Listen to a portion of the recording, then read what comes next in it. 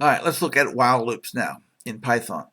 If you look at while1.py, you can see I set a equal to 1, and then I say while a is greater than 0 and 1 is greater than 0. We're going to keep through our list here.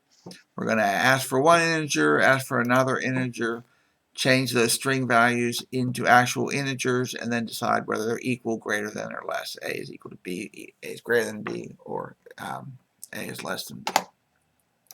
And we run this. We do 2 and 3.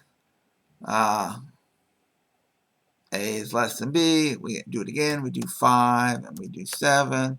A is less than b. We do 7 and 3. And a is greater. We do 4 and 4 and is equal.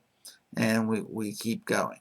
Now the only we can get out of this if we set it equal to 0, and then we'll equal to 0, and then we fall out of the list. We fall out of the while loop.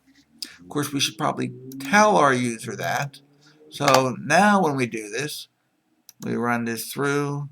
We say enter 0 to quit. So if we enter a 0, we still have to enter that second 0, but then we fall out of the loop.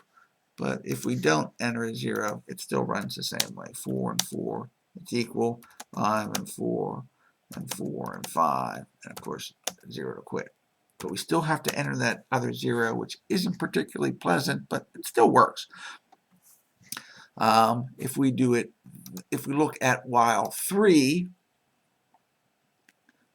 now suddenly we are priming our loop. So we ask for the integers beforehand, we make them the values, then we use the while loop, then we do our ifs, and then we re-ask the questions and change them back in integers. This is another way of doing a while loop. You prime the loop beforehand, then you fall into the loop, execute the loop, and then re-ask what you need to ask to see if you need to go back up again and go through it. Works the same way.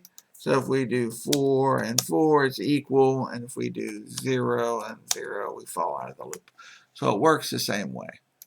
If we look at while 4, we now do continue equals y, and say while continue equals y, again equals equal. We ask for the two integers, we change them to values, we then evaluate their relationship, and then we ask, does the user want to continue? And we say continue yes or n, and as long as they don't type a y, it keeps going.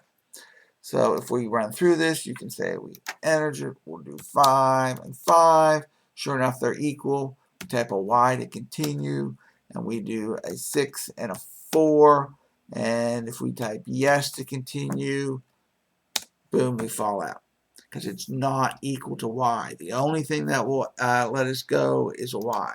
And of course, if we do 7 and 5 and do a capital Y, sure enough, we fall out again. The only thing that we are looking for up here is a small y, not particularly friendly. If we at least change it to all lower, that takes care of that issue. Now, of course, we are allowing the user to enter directly a value which we are going to send to our while loop, which we were going to learn we don't want to do. We never trust users. But for the moment, this sort of works. And we run this, and I do my 3 and my 7. And now if I do a capital Y, we still keep going. And an N will get us out. Of course, anything will get us out except a capital Y. And if we look at a while loop, that is the same thing, but now we're stripping out the values other than y. So if we did a space y, I see some of you do that. You hit a space to move it away and then hit the y. That would blow up too because a space y is not equal to a y. So if we use the strip command, I can now do 4 and 4, and I can do space y space, and sure enough, it still works, which would not have worked before. And of course, we could type an N and get out. And of course, we have a while loop. We can then say how many we can change a while loop into a for loop. many times do you want to loop? We want to loop 5 times. And you can see we loop 5 times because every time we go through the loop, we increment A one more time. So we start at 0. We say how many times I want to loop. We change that into an integer.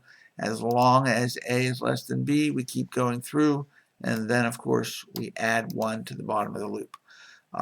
So in reality, in most languages, you can not even use a for loop. You can use everything with a while loop. The strength of the for loop in Python, the connection between the for loop and the list is so tight that you actually use the for loop very often in Python, much more in Python than you do in most other languages. The while loop is used much more in other languages than it is used in Python. The while loop is still used a lot in Python. It's just the for loop is used a whole lot more in Python than in other languages.